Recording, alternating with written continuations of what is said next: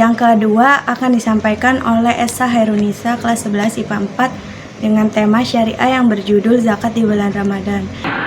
Assalamualaikum warahmatullahi wabarakatuh. Perkenalkan, nama saya Esa Herunisa dari kelas IPA 4 kelompok 4. Kesempatan ini saya akan menyampaikan tema akidah yang berjudul zakat. Alhamdulillahirrabbilalamin. Wassalatu wassalamu ala asrofil anbiya'i wal mursalin nabiyina wa habibina Muhammadin wa ala alihi wa sahbihi ajma'in wa man tabi'ahum bi ihsan ila yaumiddin, amma ba'du. Zakat merupakan salah satu kewajiban yang wajib dilaksanakan oleh umat muslim. Zakat sendiri memiliki berbagai fungsi dan manfaat. Beberapa diantaranya adalah dapat menyucikan hati dan membantu sesama umat muslim. Perihal zakat ini telah disebutkan oleh Allah SWT dalam firman-Nya dalam surah Al-Baqarah ayat 43. Bismillahirrahmanirrahim.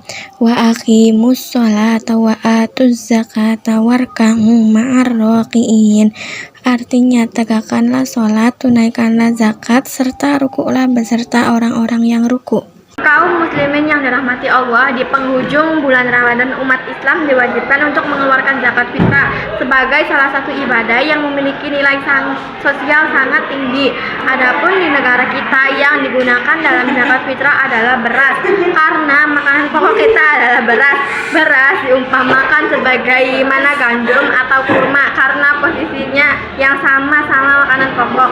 Kewajiban membayar zakat fitrah dibebankan kepada setiap muslim dan muslimah, balik atau belum kaya atau tidak, dapat ketentuan bahwa ia masih hidup pada malam hari raya dan memiliki kelebihan dari kebutuhan pokoknya. Fitrah sendiri memiliki beberapa fungsi, diantaranya: 1. Untuk melaksanakan perintah Allah dan Rasul-Nya. 2. Untuk melengkapi kekurangan amalia ibadah puasa di bulan Ramadan agar memperoleh pahala yang sempurna di sisi Allah SWT.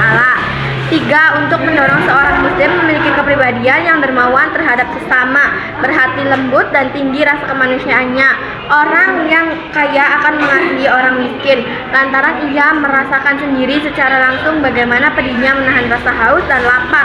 4. Sebagai pengalaman akhlak yang luhur dalam rangka mengatasi kesenjangan sosial sesuai yang dianjurkan oleh Islam dengan adanya zakat fitrah. Inilah orang-orang miskin tidak perlu lagi ada yang meminta-minta.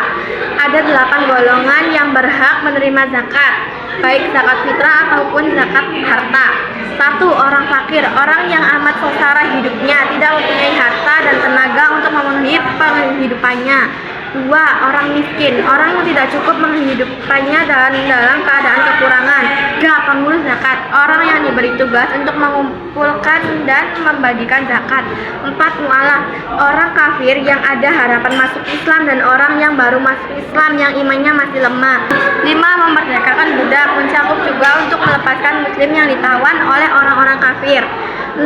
Orang yang berhutang, orang yang berhutang karena untuk kepentingan yang bukan maksiat dan tidak sanggup membayarnya. Adapun orang yang berhutang untuk memelihara persatuan umat Islam dibayar hutangnya itu dengan zakat, walaupun ia mampu membayarnya. 7. Orang yang berjuang di jalan Allah sabilillah, yaitu untuk keperluan pertahanan Islam dan kaum muslimin. Di antara mufassirin ada yang berpendapat bahwa fisabilillah itu mencakup juga kepentingan-kepentingan umum seperti mendirikan sekolah, rumah sakit, dan lain-lain. 8. Orang yang sedang dalam perjalanan, Ibnu Sabil, yang bukan maksiat mengalami kesengsaraan dalam perjalanannya. Adapun ketentuan zakat fitrah adalah: 1. Besarnya zakat fitrah adalah 1 sa', yaitu 2176 gram atau 2,2 kilo beras atau makanan pokok. Dalam prakteknya jumlah ini digenapkan menjadi 2,5 kilo karena untuk kehati-hatian. Hal ini dianggap baik oleh para ulama. 2. Menurut mazhab Hanafi, diperbolehkan mengeluarkan zakat fitrah dengan uang seharga ukuran itu jika dianggap lebih bermanfaat bagi mustahik. 3. Waktu mengeluarkan zakat fitrah adalah sejak awal bulan puasa Ramadan hingga sebelum sholat Idul Fitri, maka dianggap sedekah sunnah. 4. Zakat fitrah boleh dikeluarkan langsung kepada mustahik atau dibayar dibayarkan melalui amil zakat. 5. Amil atau panitia zakat fitrah boleh membagikan zakat kepada mustahik setelah sholat Idul Fitri karena uzur syar'i. 6. Jika terjadi perbedaan hari raya, maka panitia zakat fitrah yang berhari raya terlebih dahulu tidak boleh menerima zakat fitrah setelah mereka mengerjakan sholat Idul Fitri. 7. Panitia zakat fitrah hendaknya mendoakan kepada orang-orang yang membayar zakat agar ibadahnya selama Ramadan diterima dan mendapat pahala. Doa Harus dibaca.